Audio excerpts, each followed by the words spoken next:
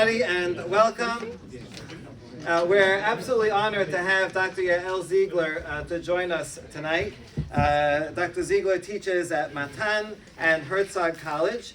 She studied at Stern College and received a Ph.D. from Bar Ilan University. She's author of these two books here about Ruth and on Echa, and they are available for sale. Pick one up. We have this where that came from. I want to thank the sponsors of the Fellowship and Midrash program for sponsoring the whole semester, including this program, the Shami family, Ronnie Hirsch, Joey Franco, and also Teva.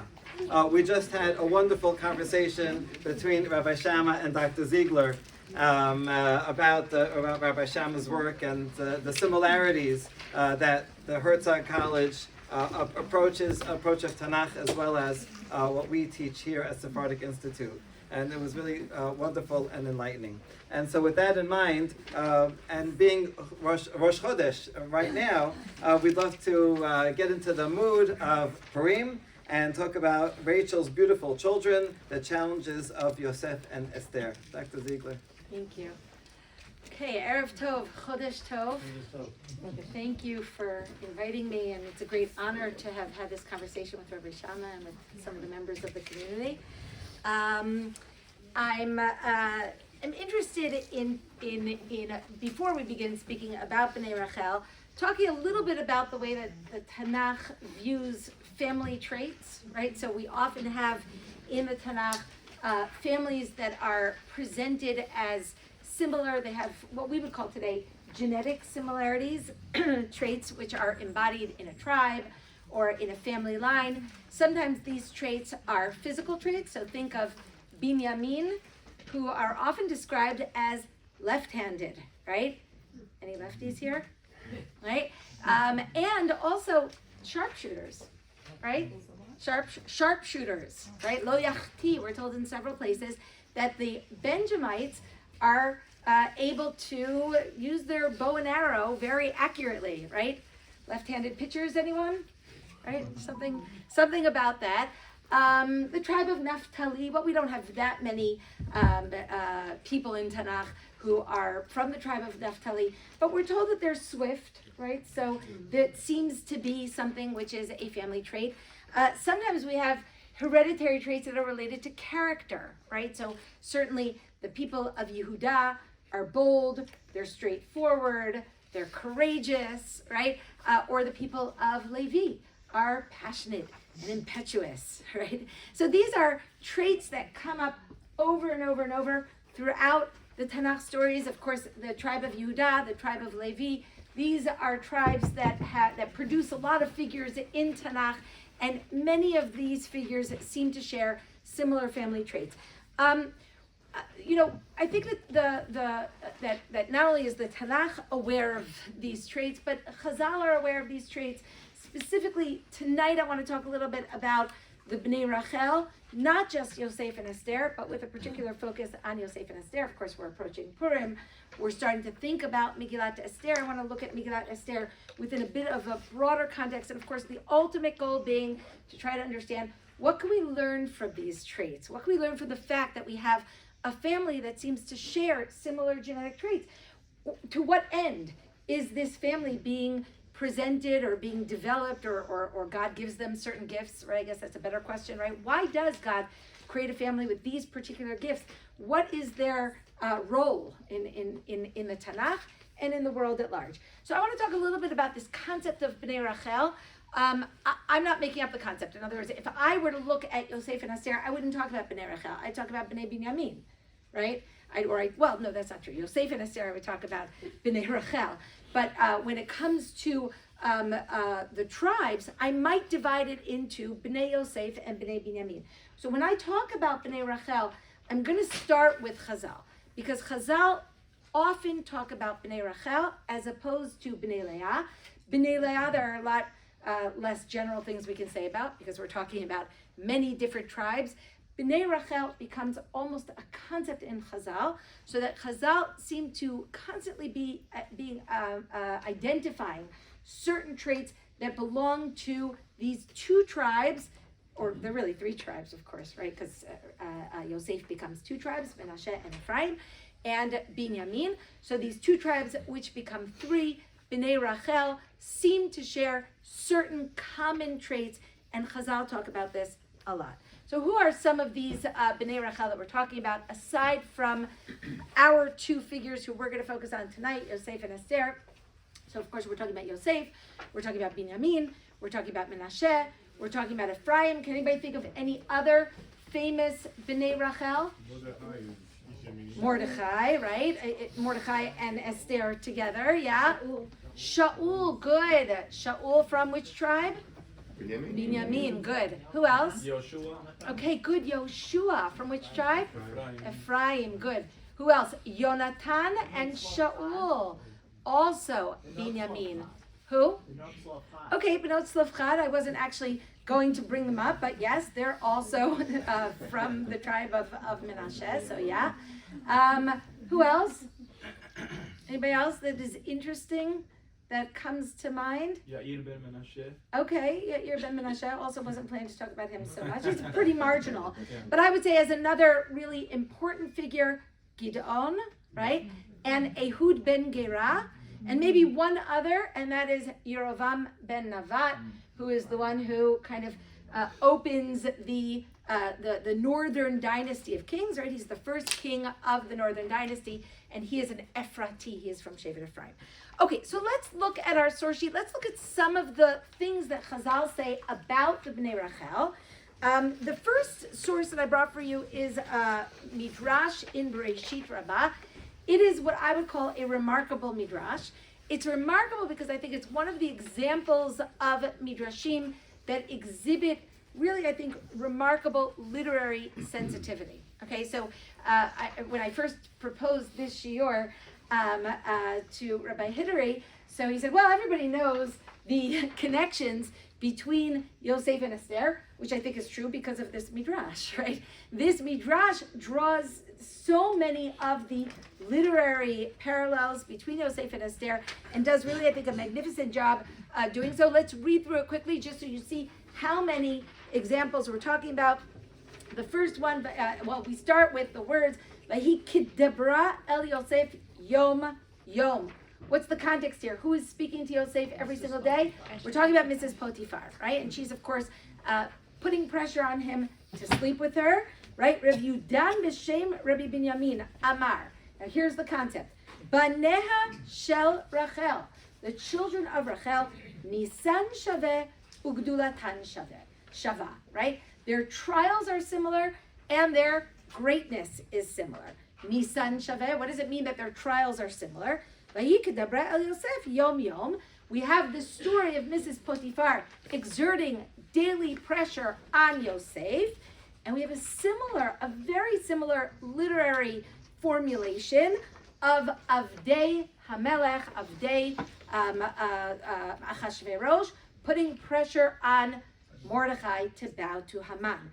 Vayhi keomram beomram elav yom vayom, right? So that in both of these scenarios, we have a figure in a foreign land who pressure is being exerted on him to do something that he feels is not appropriate, right?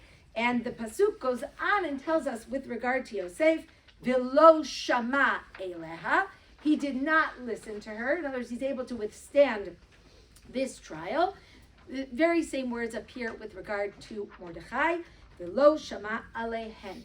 So we have these 2 stories of Bnei Rachel who are in a very difficult situation, right? And this situation is one in which they feel that they would be compromising their integrity if they would in fact surrender to the pressure that's being put upon them, and they withstand that pressure. Now in both of these cases, it seems at least initially that the story is going to go awry because of it, right? Of course, in the story of Mrs. Potiphar, Yosef ends up in prison, right? In the story of Mordechai, Am Yisrael end up with a decree of genocide, right? It seems initially that this was actually a bad idea, at least, for the first phase of this.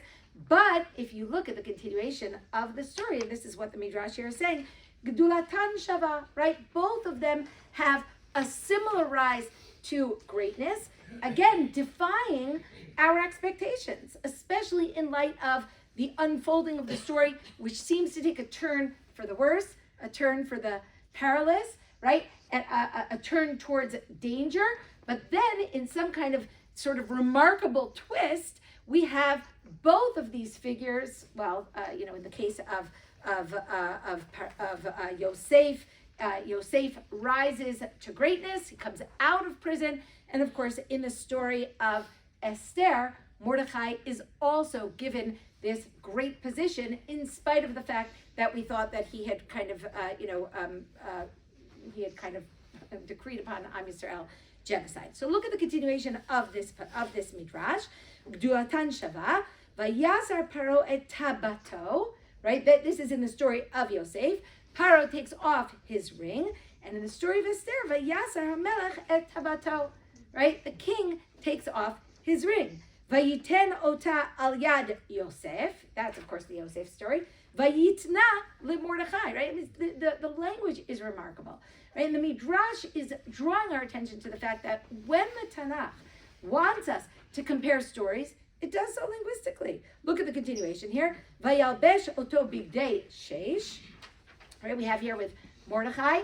Mordechai is clothed in these fancy clothes, and also that's Yosef, and also with Mordechai, v'naton halevush ve'asus ve'ikach Haman. So Mordechai is also dressed up in these fancy clothes. In the story of Yosef, Vayasem Revid Hazahav al Tzavaro, right, that he gets this golden necklace. And in the story of Esther, Vatasam Esther et Mordechai al Beit Haman, there the similarity lies in the word lasim, right, and not necessarily in the necklace itself. Vayarkev oto b'mirkevet hamishne asher lo. Mordechai, Yosef is placed in the king's own chariot. Vayarkiveu al asus b'rachov ha'ir, and Mordechai also is placed on the king's horse. And the final similarity, Vayikra'u lefanav avrech, with the case of Yosef, they call before him avrech, and in the case of Mordechai, Vayikra lefanav kacha yasel ha'ish asher hamelech chafetz b'hu. Okay, good. So this midrash, I love this midrash because it's just a very, very, very well developed set of literary parallels. For my purposes, it's enough just to bring this midrash just to show what great readers Chazal were, right? They were just great readers of the text. They understood that when you see these parallels, you have to note them and you have to try to draw those parallels. But of course, we want to take it a step further. We want to try to understand what it is that these parallels are drawing our attention to. Chazal say it's about Baneha Shel Rachel. There's something here about the children of Rachel which is being put into place, that they have the capability of withstanding great trials, and that somehow, ultimately, that ability to withstand trials is going to propel them upwards in society. Okay, so this is, I think, the first midrashic idea. I will just make one other comment with regard to this, and that is that, Baneha Shel Rachel, they have the ability to stand alone, right? I think this has something to do with, if we go back to the story of Rachel and Leah's family. Remember, Leah has the bulk of the children there, right? She has that real group of sons who have camaraderie between themselves and their full brothers. How about Yosef? He grows up in a family where it's really just him, right? Binyamin is born many years later.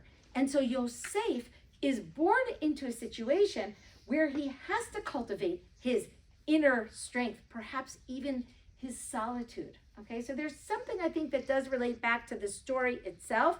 I will say something else, which is that, like all character traits, this ability to stand alone has something positive. It also can have something negative, right? There's this idea that Yosef stands as the other, right? Vayir'u et echav merachok, right? He sees his brothers really, or his brothers see him from Vayir'u to merachok. They see him from a distance, right? And he is described as nizir la'echav, right? He is separate from his brothers.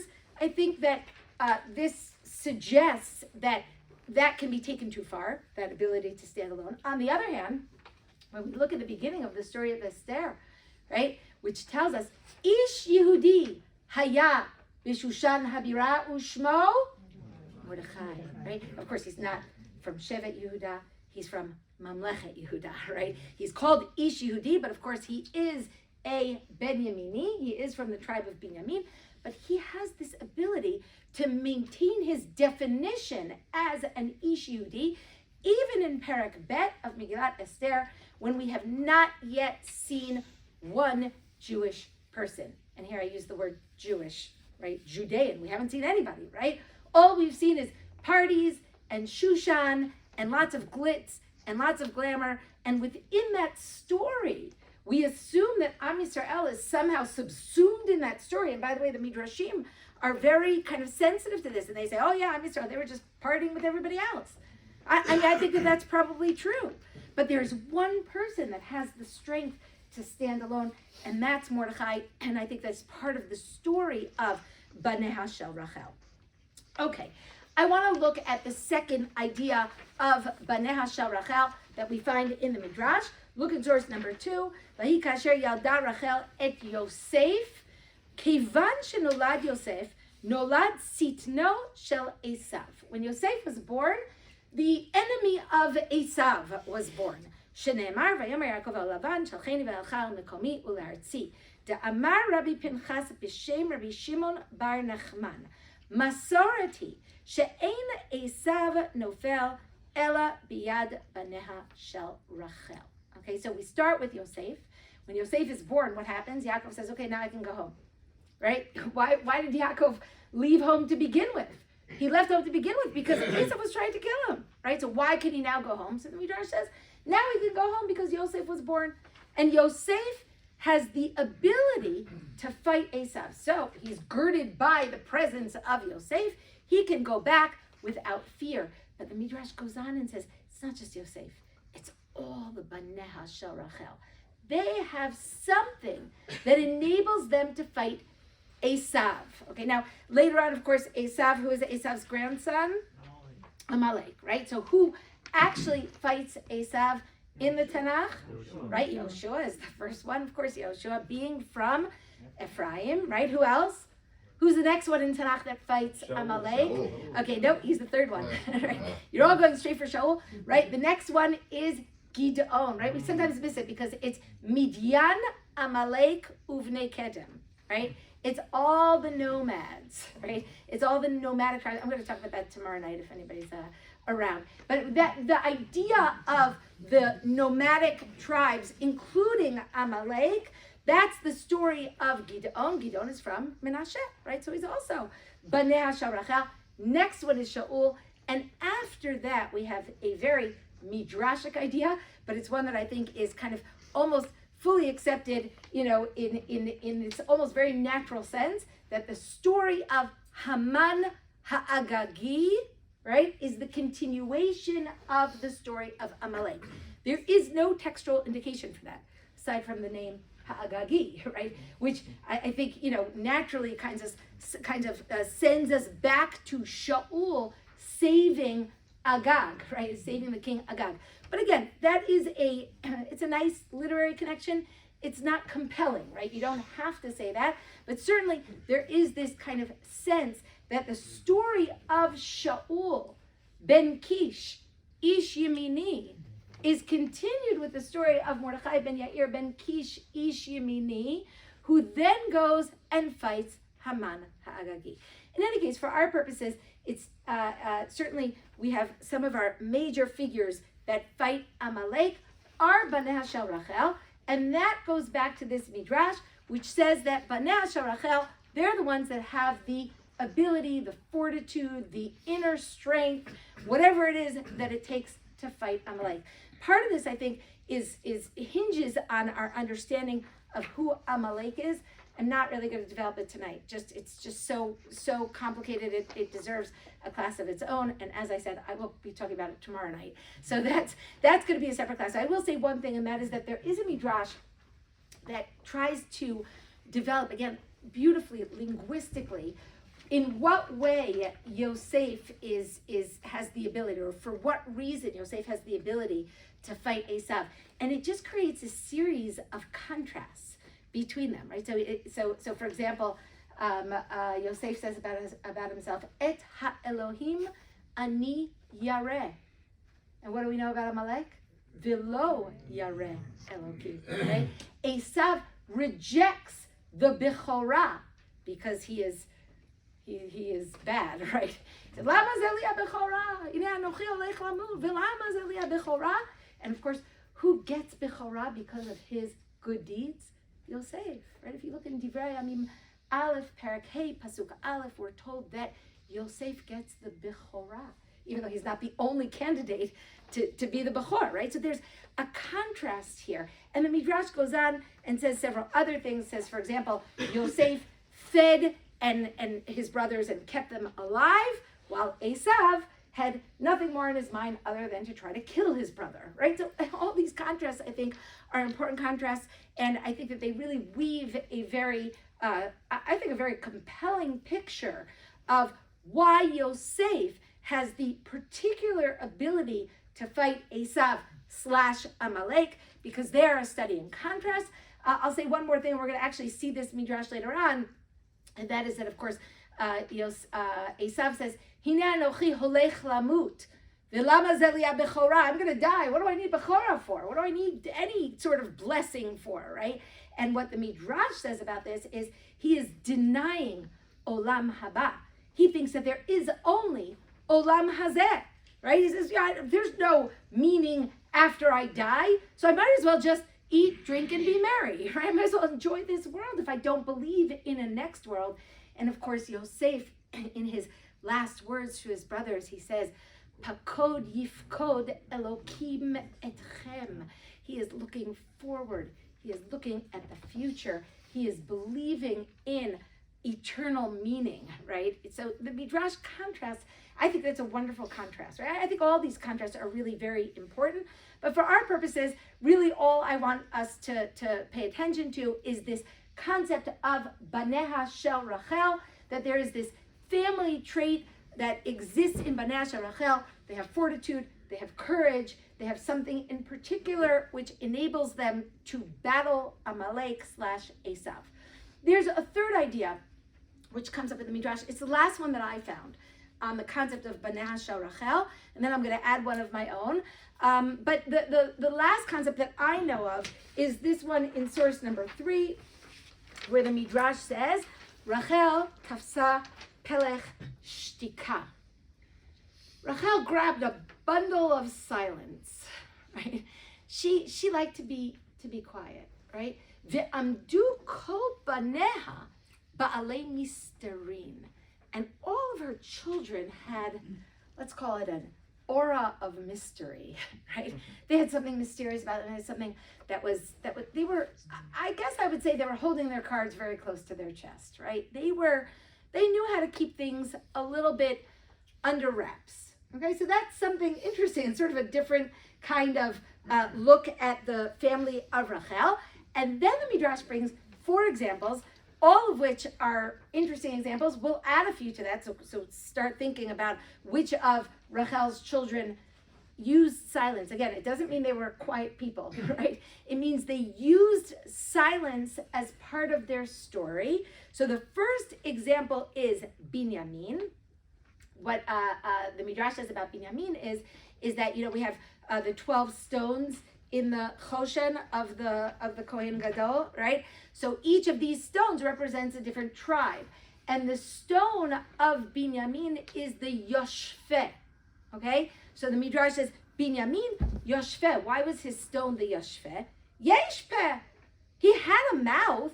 Yodeh b'mechirato shel Yosef ve'eno magid. He could have said something about the sale of Yosef. Again, that's a midrashic idea that he knew about the sale, but he didn't say anything about it. In other words, he kept quiet even though he had information. That's the yesh peh. I'm gonna expand on that in just a moment. Why I think Chazal assume that Binyamin was deliberately silent, rather than just saying, well, he had nothing to say. But that's the first example that they bring. Look at the second example, Shaul. Shaul is really silent, right? When he wants to be. Devar hamelucha lo yigidlo. When he meets his uncle on the way back from the Masa Ha'otot, right, in Shmuel Aleph, Perek Yud, when Shaul is coming back after having been anointed by Shmuel and gone through the different journey that Shmuel sends him on, he meets his uncle. His uncle says, how you doing? Where have you been? And he tells him lots of things, but he doesn't tell him he was just made king, right? So that's a pretty large omission. And the Midrash here, I think, is right in pointing out that he deliberately keeps it under wraps, that he deliberately keeps it quiet. Of course, this leads us to Esther, and this one I think is obvious. In Esther, Magedet Moladta ve'et Ama. She stays silent. Who did I miss here? Yosef, of course. And by the way, there are other versions of this Midrash which mentions Yosef, because how can you not, right? Because the idea of staying silent deliberately certainly brings to mind Yosef, who both doesn't reveal his identity to his brothers, and perhaps more to the point, or certainly more in parallel with Esther, does not reveal his identity to the people in the palace, right? Paro has no idea that he is in fact who he is, that he's the brother of these men. Anybody else who uses silence from Banei Shel Rachel? That you wanna, yeah. You mentioned Ehud and Good. Okay, leave that aside for 1 second. That's an excellent one, but I'm going to take it a little bit in a different direction. So we're going to talk about Ehud in a second. Who else? I'm going to say, I'm going to go back to Binyamin. Binyamin, it's not just that he is silent about Mechirat Yosef, right? I think it's true. He is silent about Mechirat Yosef, but I don't know if he really knew about Mechirat Yosef. I mean, he was, I think if you do the calculation, I think he was 6 years old at the time. So maybe he knew, maybe he didn't know. I can't be sure, but I can say one thing about Binyamin. And that is, when does he speak in this story? What does he say when he speaks? See, this is a trick question. He never speaks in the story, right? And that is the reason I asked the question that way. Well, partially because I wanted it to have a certain kind of dramatic impact, but more importantly, I think that the idea is that we all sort of think Binyamin spoke, right? Why do we think Binyamin spoke? Because he's a really major figure in the story. He's not Naphtali. He's not, Yisachar, right? Some sort of peripheral, shadowy figure who's just a group of people. No, he is a central person in the story. The story spins around him, right? And the kind of tension that exists between Yehuda and Yosef are two great leaders, right? That in that story, it really kind of plays out in the struggle for Binyamin, which is, I think, why Binyamin doesn't speak. Because if he opened his mouth, what would he have to say? You, or you, right? Yehuda, who's the one who's been taking care of him his whole life, or Yosef, who's his full brother, right? What's stronger, blood or history that you have together? He doesn't speak. That's the point. I think that's what Chazal really are sort of paying attention to in saying that Binyamin tafas pelech shel shtika, right? Binyamin, like his mother, right, knew how to maintain silence in order to fulfill an end, right? In order to achieve something. And there is, I was also thinking maybe about Yoshua, who we're told Yoshua sent spies cheresh, right? Quietly, right? The word lacharish, right? Who kimacharish describes Shaul. It describes Esther. Im hacharesh tacharishi, right? That silence, that deliberate silence, we have it a lot with the Bnei Rachel. Now, I will say something that I think you're probably also thinking, which is that silence is not always a good idea, right? That's what we have with Esther, right? Mordechai says to Esther, "Im acharesh tacharishi ba'it hazot revach v'atzala yamod leyodim mimakom acher ve'at uveit yavich tovedu," right? If you maintain silence, you are going to be destroyed. You're going to be annihilated. It's not a good idea always to maintain silence. And Chazal are very critical of Shaul for being kimacharish, when the Bnei Belial, when the evildoers refused to bring him a tribute. Silence isn't always good, right? It's good when you're Binyamin and you are using it in order to create family unity, then it can be good, right? But like anything, the idea of wielding any sort of tactic indiscriminately is not a good idea, right? So we do have this sense that the family of Rachel knows how to use silence. We also think that they can sometimes take it too far. The other thing that I want to say about silence, and this relates to, what's your name? Caden? This relates to what Caden said about Ehud ben Gera, and that is that silence is related to subterfuge, right? To deception, right? Sometimes, and I think in a lot of these cases, the silence that is being used is in order to deceive the other, not just not tell the other, but deceive the other. And this is certainly something that can be used for bad, right? It can also be used for good. In other words, in the story of Ehud ben Gera, he's clearly trying to deceive Eglon Melech Moav, right? By putting his sword on the wrong side. I never really understood why the king didn't search both of his sides. I know, but anyway, that's neither here nor there for our purposes. But he does employ some kind of deceptive means in order to achieve his goal. But we have it with other figures from Bnei Rachel as well. And I would say that when you look at that Midrash, that they use silence, that they use shtika, you also have to be thinking about how they use subterfuge, right? So think of Rachel sitting on those idols, right? That's deceptive, right? Or think of, Ehud, Yosef, even not telling his brothers, right? And not revealing himself to his brothers. Okay, one could argue that he has a plan in mind there, perhaps, but it certainly feels as though he's putting his brothers through the ringer.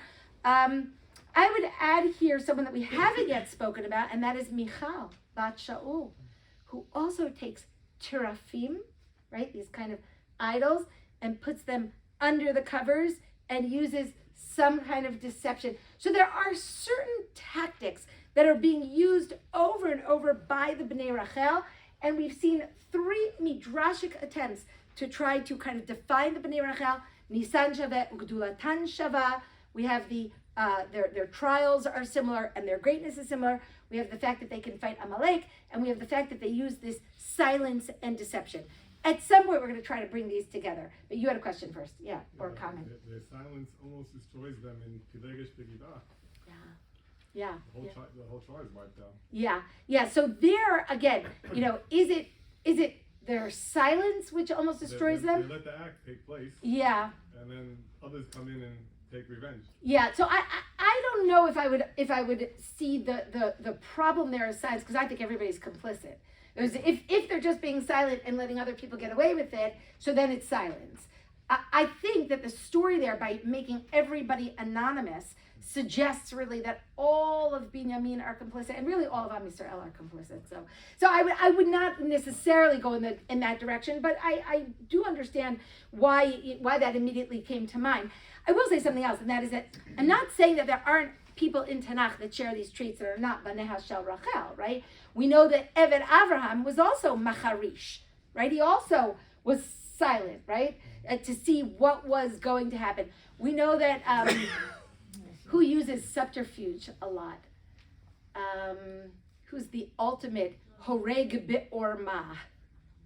Yoav ben Tzruya from Shevet Yehuda, right? So we have people who use subterfuge. We have other people that fight Amalek, right? Who else fights Amalek? David, right? With great success. David fights Amalek. We even have somebody else who rises to a position of greatness in a foreign palace. Who's that? Daniel, good, right? So I'm not saying that Chazal are saying that these are exclusive traits that are only held by Bnei Rachel, but by sort of weaving this picture of Bnei Rachel who share common traits, they're trying to tell us something about the role of Bnei Rachel for us, for Am Yisrael, for our understanding of Tanakh, for our understanding of biblical history and beyond, right? I mean, not so much beyond, because most of us don't really actually know what tribe we come from. Although I used to do this exercise with my students where I would say, what tribe do you think you come from? You know what? No one ever chose Naphtali, really. I mean, it was just never really the option. Everyone thought, oh, either I'm from Yehuda or I'm from Binyamin or, Levi. Certainly people knew that they were from Levi. Okay, so I want to add, What about Binyamin's silence when they found the cup? Yeah, but his silence there is part of his larger silence. Do you think that there's something special there that you wanted to say about that? He didn't say I didn't do it. Yeah. He doesn't say a word.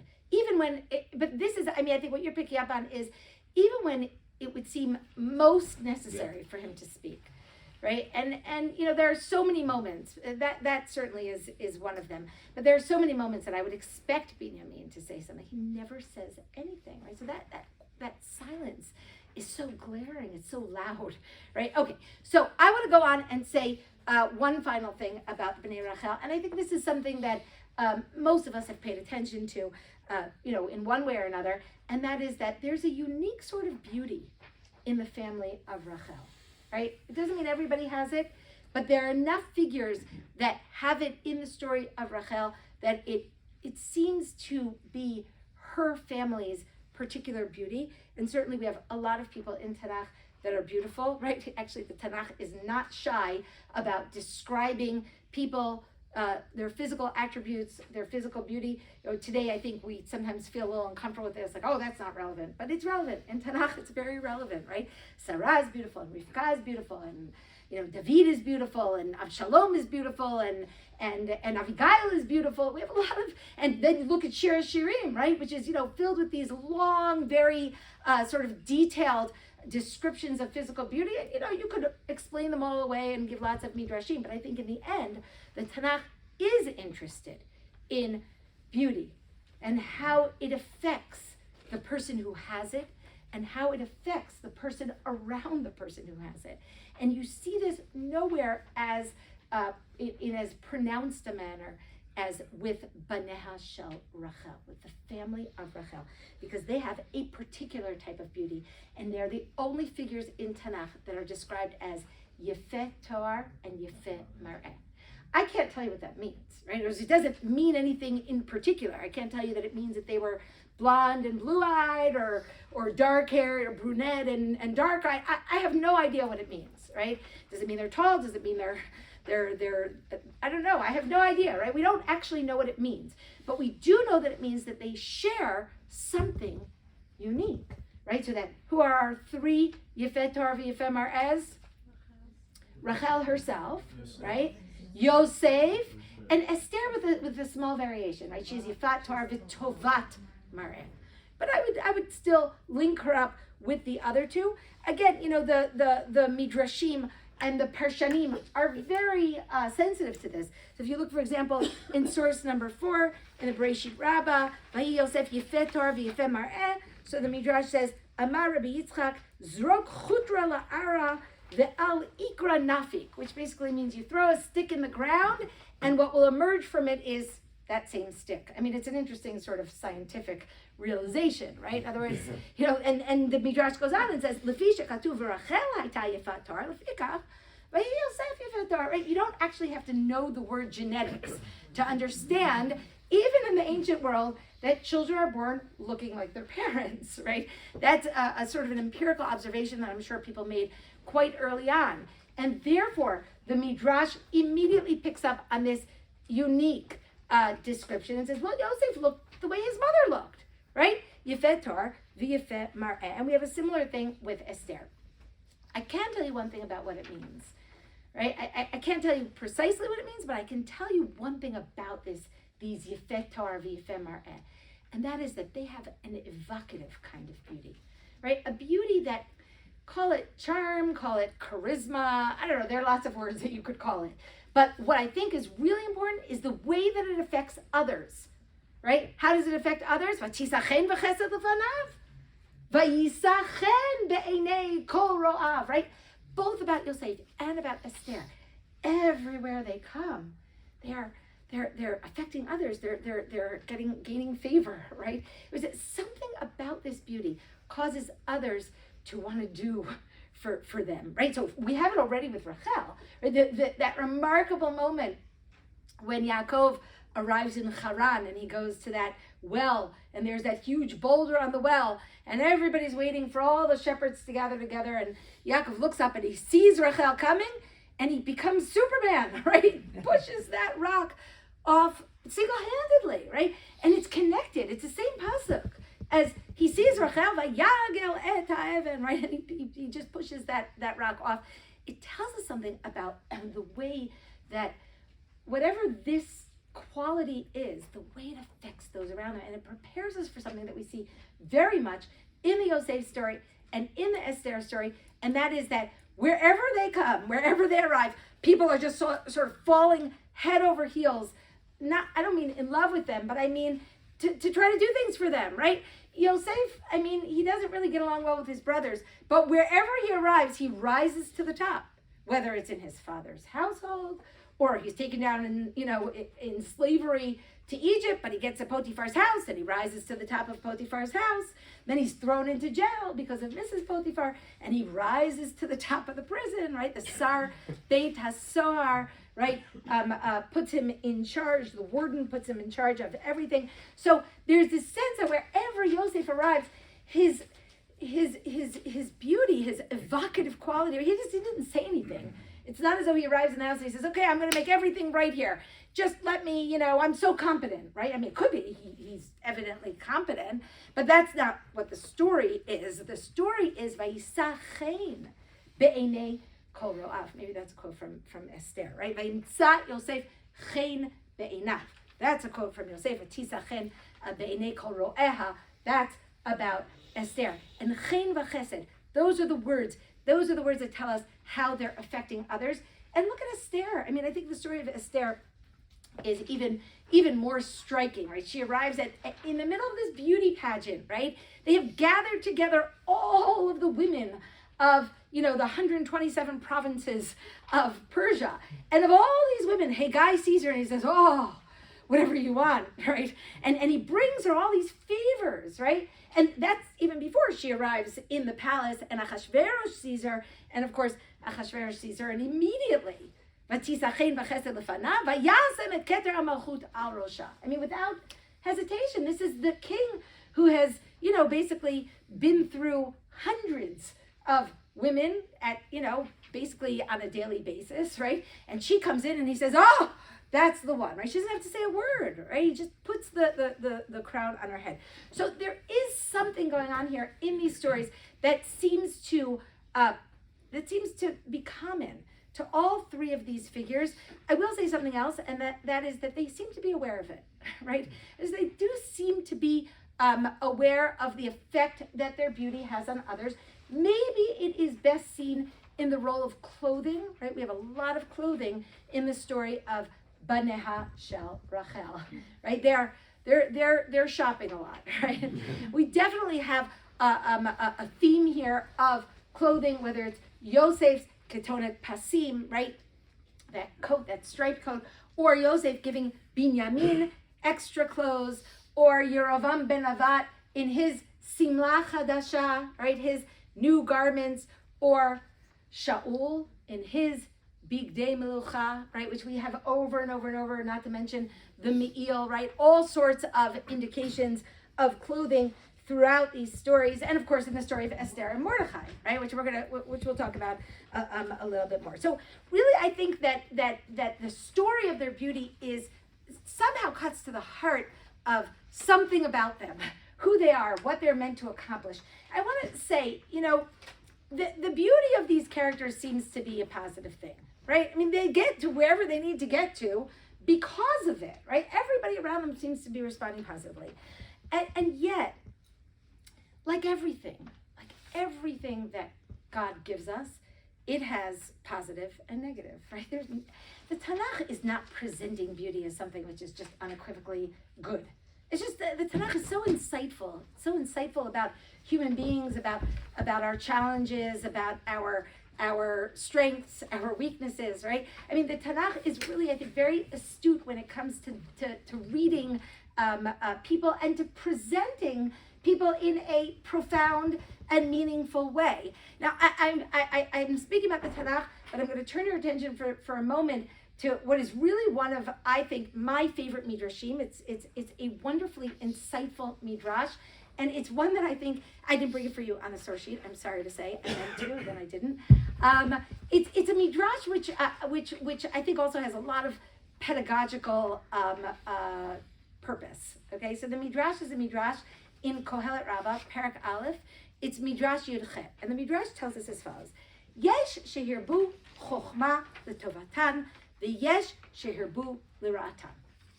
Some characters use wisdom for good, and some use it for bad. And then they bring examples. Who used it for good? Well, Moshe and Shlomo. Who used it for bad? Well, Doeg HaDomi and Achitofel HaGiloni, right? The Midrash goes on and says, Yesh shehirbu gvuratan liratan, v'yesh shehirbu gvuratan litovatan, right? Some people use strength, physical strength, athletic prowess, intellectual abilities, everything, right? Everything can be used for good or for bad. The Midrash says, we have strong people in Tanakh who use it in a good way, and then we have strong people in Tanakh who use it in a bad way. The Midrash goes on and says, some people use their wealth for good, and others use it for bad.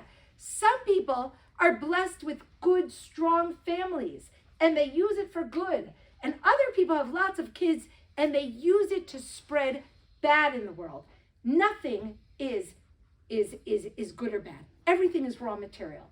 God gives people certain raw material, and then they have to decide, are they using it for good or are they using it for bad? And I think that beauty is a particularly important example of this. It's not mentioned in this midrash, but I think actually it's a particularly important example because it's something that we see in the world around us, right? Beauty certainly attracts people's attention. We pretend that we don't we don't take it seriously, but I think everybody knows, and studies show over and over and over that when you have children in a first grade class, the most attractive children are going to get the best attention from the teachers. They're going to get the most help, right? They're going to be the one. You read Malcolm Gladwell, The Tipping Point, right? Yes, where he talks about how all the average height of the CEOs or the really successful business people in America, I'm talking about men right now, so the really successful businessmen in America, the average height is well over 6 feet, right? How does that work? Because that's the way it works. That's the way the world works. So beauty is certainly something that can help people to influence, right? To accomplish, to gain admirers, to gain followers, right? It gives people a certain edge and certainly a certain ability to influence the world. But of course, it also has a certain danger, right? I would say a particular danger, which I'll get to in a moment. Certainly you could use beauty also to influence people to do bad. So that's, I think, the simplest kind of formula, right? You could use it for good, you could use it for bad. I can tell you some people who use it for good. I would say Abigail, right? Tovat sechel v'yifat mar'eh, right? That's how she's described. That's like the best description in Tanakh. Anybody have a child named Abigail? Really? You should, right? I mean, she's definitely the one who's described it. I don't either. That's okay. So she's definitely the one in Tanakh who has this, I think, the most really kind of exemplary description. She is tovat sechel. She is good in terms of her intelligence. V'yifat mar'eh, and she's beautiful. Those two things, at first glance, don't seem related, but actually, of course, they are. Right? What is her ultimate accomplishment? Is that she steers David, who has gone off course, back on course again towards receiving the melucha in a way that is clean, right? That is not, that is not filled with any sort of bloodshed or moral corruption, right? So she really uses her beauty for good, and I could bring other examples for that as well. But of course, one could also use it for bad. Think about Avshalom.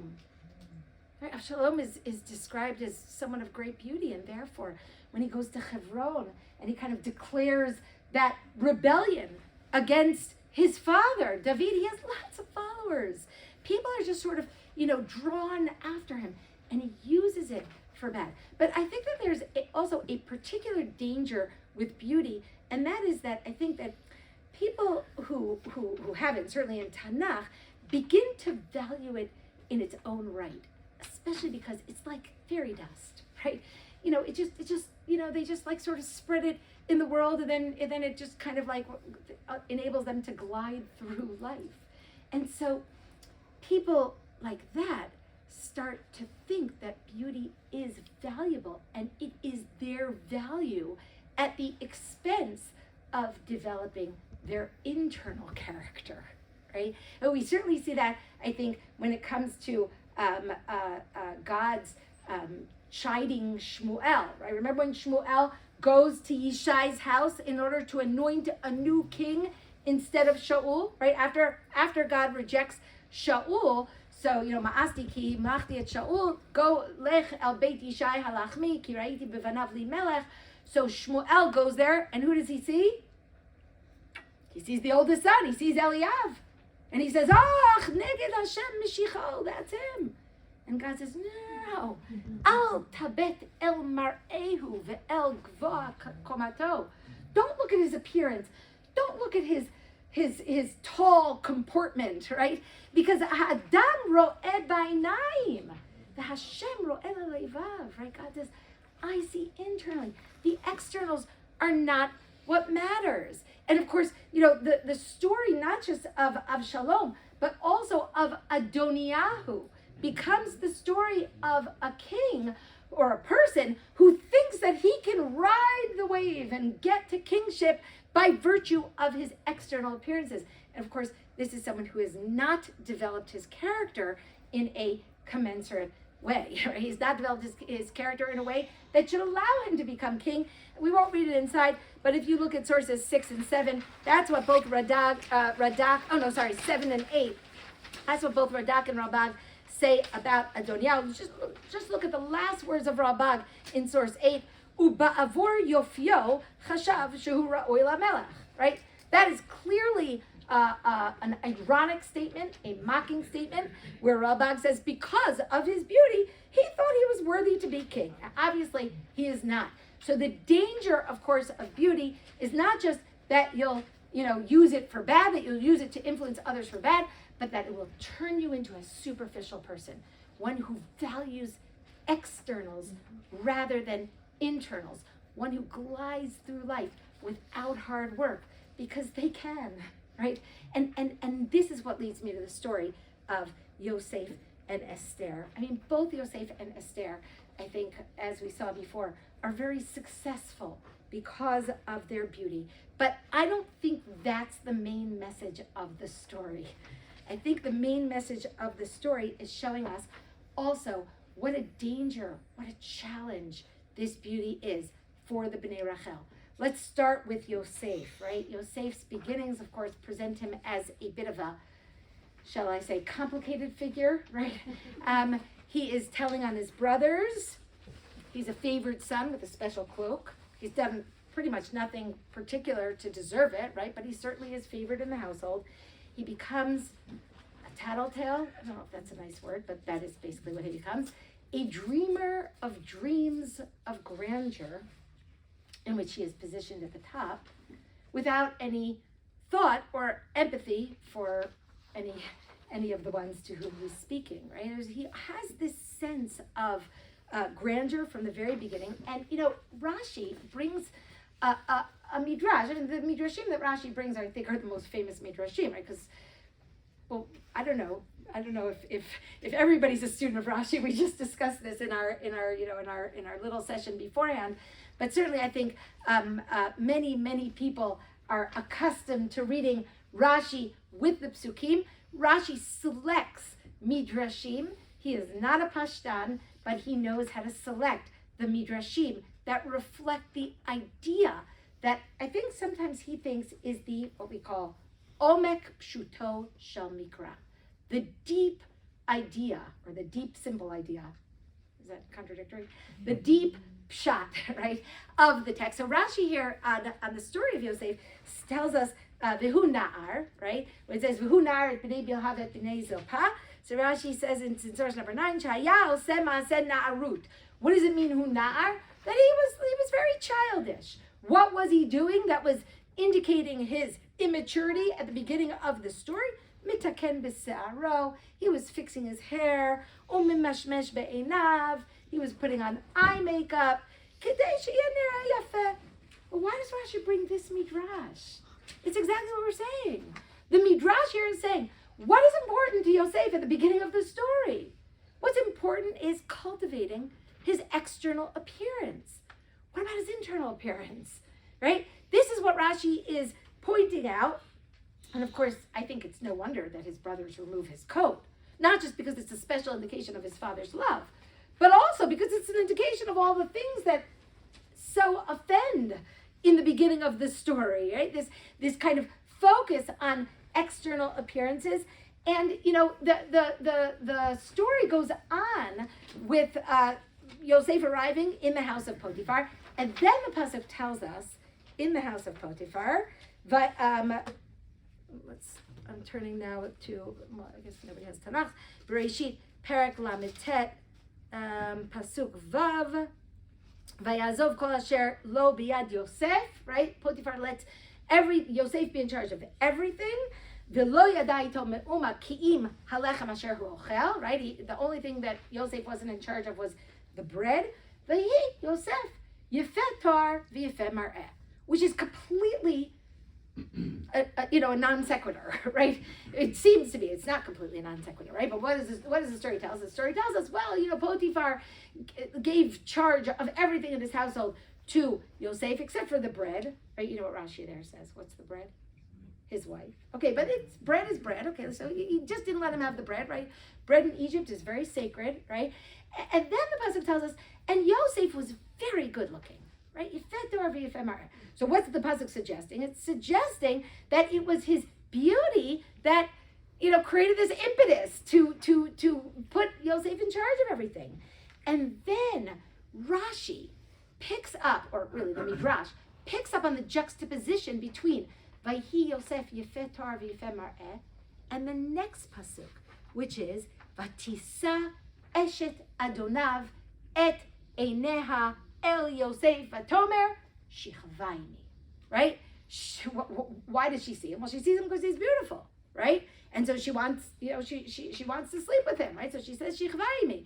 But the Rashi there brings a midrash. Look at what Rashi brings here.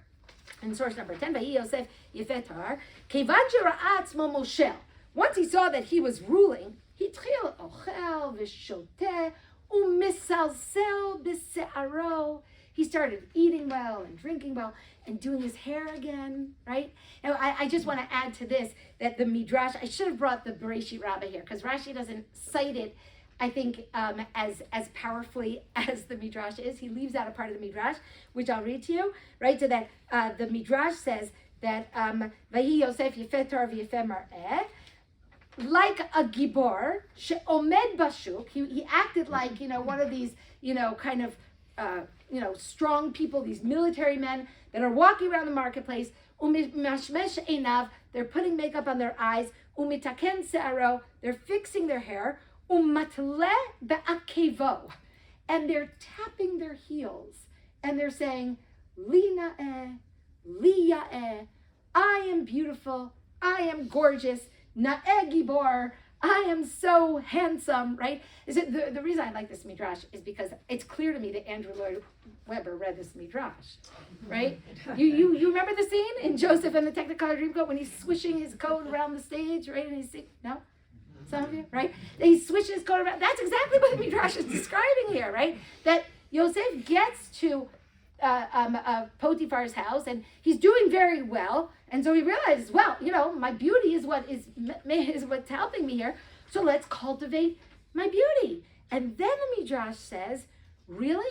That's what you're doing, Yosef? Hinei ani megareh b'cha et hadov.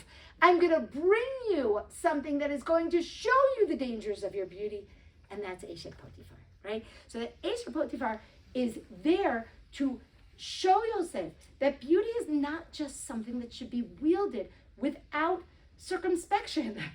It's something of consequence. You need to think deeply about why God gave you this favor, why God gave you this gift. And the idea, I think, of the story is that once Yosef experiences the dangers of his beauty, what's the first thing he does? Vayazov et bigdo biyadeha, right? He leaves his vayazov bigdo biyada, right? He leaves his clothing in her hand, right? He slips out of his clothes, and again, that's an indication he's leaving the clothing behind. He's starting to understand it's not the externals that matter. In order for me to fulfill my role in this world, I need to be able to scratch below the surface. I need to be able to cultivate my inner character. I need to be able to understand to what end God gave me this great gift, this great privilege, and how I should use it. And so Yosef goes from being a dreamer to being an interpreter of dreams. He goes from being the one who wears it on his outside to someone who uses it to seek the deep meaning. Okay? Now, I would say the same kind of process we see with regard to Esther. Esther is the most interesting figure in Megillat Esther, right? You agree with me on that? Right? I'll just finish that sentence and then I'll take your comment.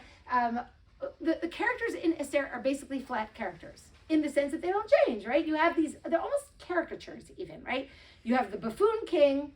Okay, you could argue if he's Rasha or Chacham, but he's basically a buffoon king, right? You have the wicked, nefarious, evil villain, right? That's Haman. He's a caricature, right? You could draw him without too much trouble. You have Mordechai, who's just good, right? He's just all good. And then you have Esther. She's interesting. She's interesting because she changes. She's dynamic. Yeah, you want to say a comment? In regards to Yosef, wasn't he a Nazir? Was Yosef a Nazir according to the Midrash or in the Pshat? According to what we understood from the Shah. Oh, you're saying because it says about him Nazir le'echav. Yeah, I don't think that the Parshanim there even say that he was a Nazir, because it's a description. It's a verb, right? He is Nazir le'echav.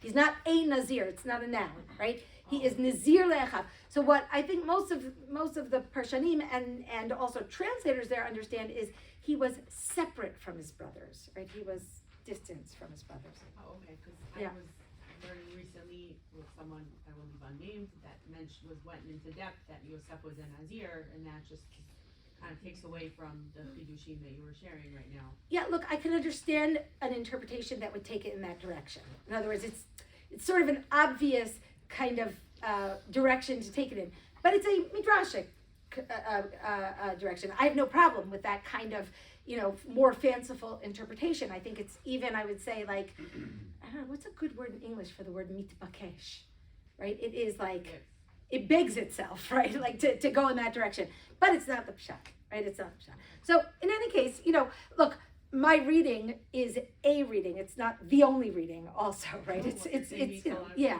yeah. In any case, what happens with Esther is transformative, right? When we first meet Esther, and this is something that we sometimes miss because the Midrashim are such an important part of the way that we learn Megillat Esther. And here I really agree with Rabbi Shammah that we need to be very careful in our use of Midrashim. We don't want the Midrashim to eclipse the Pshat, right? And we certainly don't want the Midrashim to seem as though they are equal to the Pshat, right? They're not. They're telling us something about the story.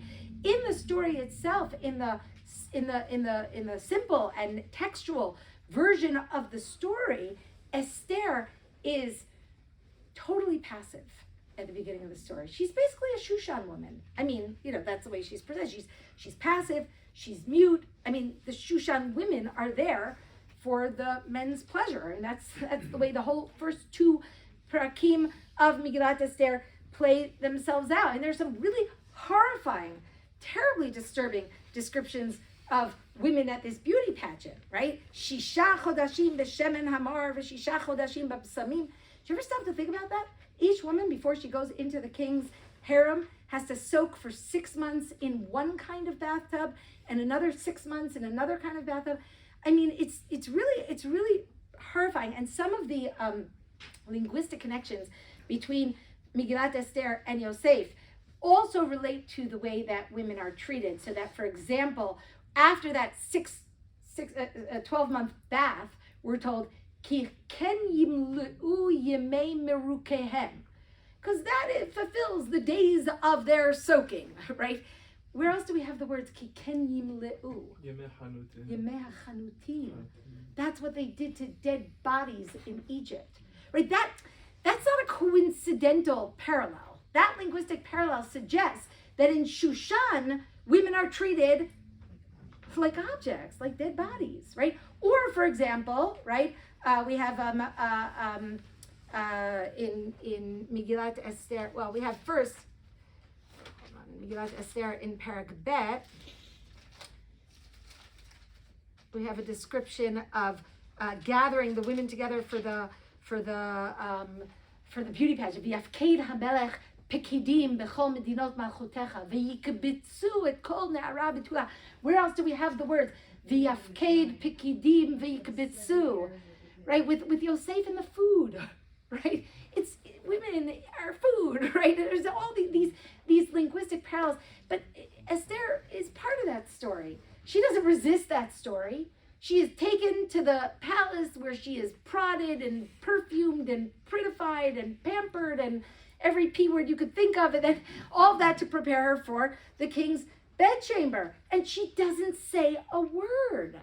And of course, she wins the prize. Maybe it's a booby prize, but she wins the prize, right? She gets the Keter Malchut al Rosha. She doesn't seem to be bothered by it. And I think that the most sort of stunning indication of this, or the most troubling indication of this, is that moment, the revealing moment, when she is told that Mordechai is sitting outside the king's palace, bilvush sak, vatirchalchal hamalka me'od. That word vatitchalchal, she has a chalchala.